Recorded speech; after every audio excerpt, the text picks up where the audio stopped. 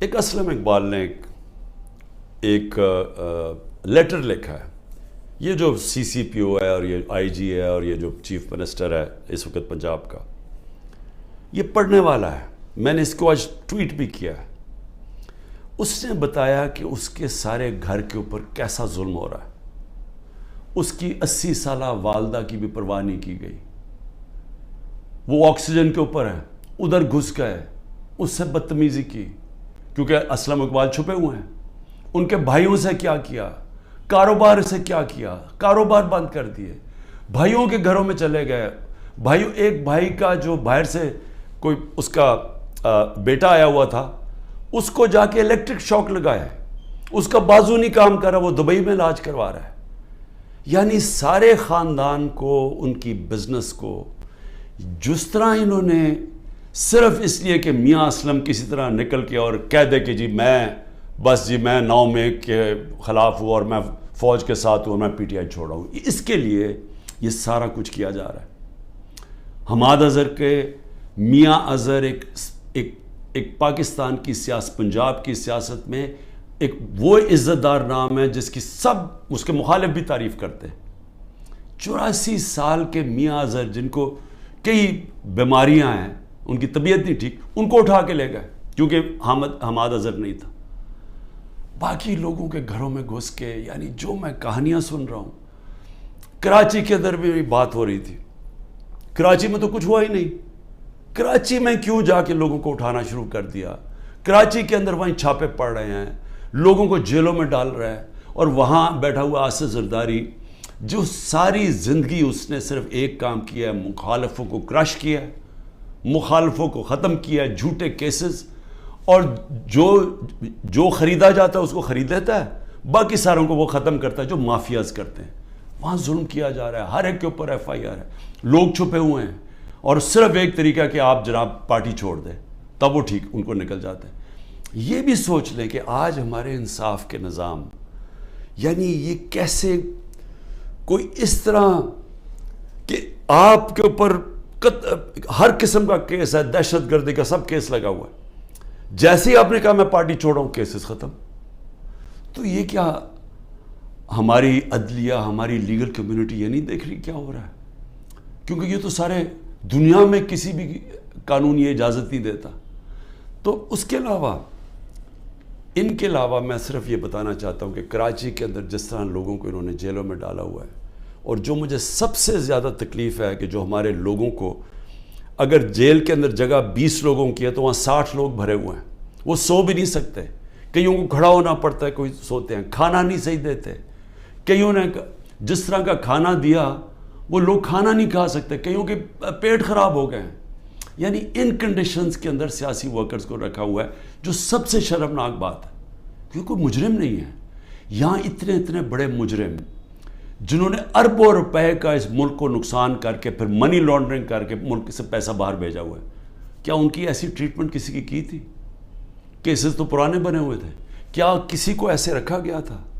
تو یہ سارا پلان بنا ہوا ہے صرف ایک پارٹی کو ختم کرنے کے لیے.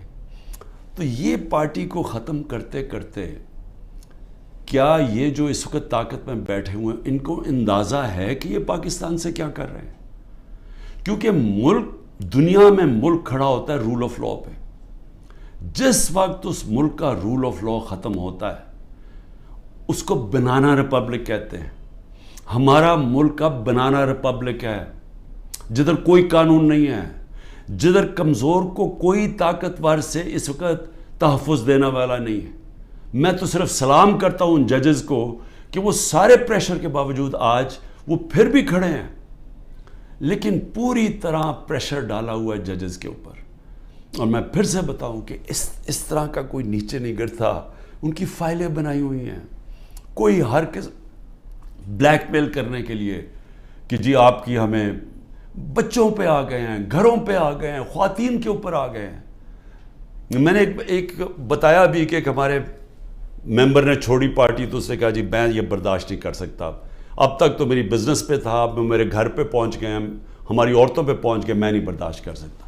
تو اس لیول کے اوپر اس وقت اس ملک میں ظلم ہو رہا ہے. میں صرف یہ بتا دوں کہ یہ جو کلیکٹیو پنشمنٹ ہے یعنی آپ ایک فرد کو پکڑنے جا رہے ہیں، اس نے کوئی جرم بھی کیا ہو تو کوئی دنیا کا قانون اجازت نہیں دیتا کہ جو باقی اس کے رشتہ داروں کو اٹھا لیں۔ یہ کلیکٹیو پنشمنٹ آج کل کے دور میں صرف ایک ملک میں ہے، اسرائیل میں، اور وہ کس سے کرتے ہیں؟ وہ فلسطینیوں سے کرتے ہیں، اپنے لوگوں سے نہیں کرتے، اسرائیلیوں سے نہیں کرتے، وہ فلسطینیوں سے یہ کرتے ہیں۔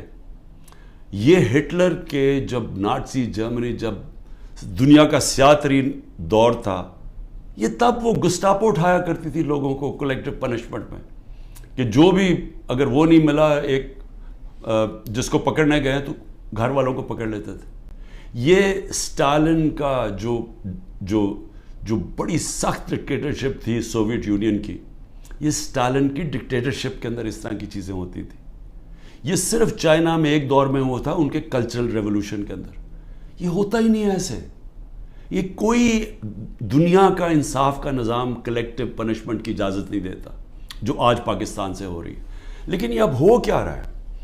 ایک پارٹی کو ختم کرتے ہوئے کہ جی عمران خان کے اوپر کانٹا ڈال دیا، تحریک انصاف کو جیتنے نہیں دینا الیکشن تب ہوں گے جب تحریک انصاف ختم ہو جائے گی، جو کرنے کی کوشش ہو رہی ہے۔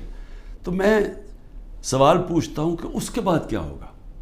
میری صرف جو طاقت میں بیٹھے ان سے سوال یہ ہے کہ اس کے بعد کیا ہوگا؟ اگر یہ سارے کام کر کے ملک کے قانون اور عدلیہ کی ساری کریڈیبلٹی ختم کر کے، انصاف کا نظام ختم کر کے، الیکشن کمیشن کی کریڈیبلٹی تو پہلے ہی ختم ہوئی تھی، اس کو جو استعمال کر رہے ہیں صرف ایک پارٹی کو ختم کرنے کے لیے، ایف آئی اے، وہ جس کو پکڑنا تھا، جس کے 16 ارب روپے کے پرائم منسٹر یہ شہباز شریف کے کیسز تھے، وہ تو ختم ہو گئے ہیں، لیکن تحریک انصاف کو ختم کرنے کے لیے وہ ایف آئی اے لگی ہوئی ہے، کوئی کریڈیبلٹی نہیں ہے۔ نیب کو صرف ایک مقصد سے لگایا ہوا ہے، کچھ ڈھونڈو اس کے اوپر، عمران خان کے اوپر، لوگوں کے اوپر، تاکہ کسی طرح ان کو ختم کیا جائے اور باقیوں کو کہو کہ پارٹی چھوڑ دیں۔ ان اداروں کی ساری کریڈیبلٹی ختم ہو چکی ہے۔ میڈیا نے بھی، اور جس طرح عدلیہ نے، یہ ایک پروسیس تھا، ایک جدوجہد کر کے ایک وکلا موومنٹ شروع ہوئی تھی 2007 میں، جس کی جدوجہد میں عدلیہ آزاد ہوئی تھی، اور لوگوں کو اعتماد تھا کہ اگر حکومت ہمارے پہ ظلم کرے گی تو عدلیہ کھڑی ہے راستے میں۔ وہ ختم ہوا ہے، اس کو سارا دن بدن اس کو ختم کرتے جا رہے ہیں کہ لوگوں کا اعتماد ہی اٹھ رہا ہے۔ ہماری پارٹی کا تو اعتماد ہی اٹھ گیا ہے کہ لوگوں کو نکلتے ہیں، جج آرڈر بھی کرتا ہے، کوئی سنتا ہی نہیں ہے۔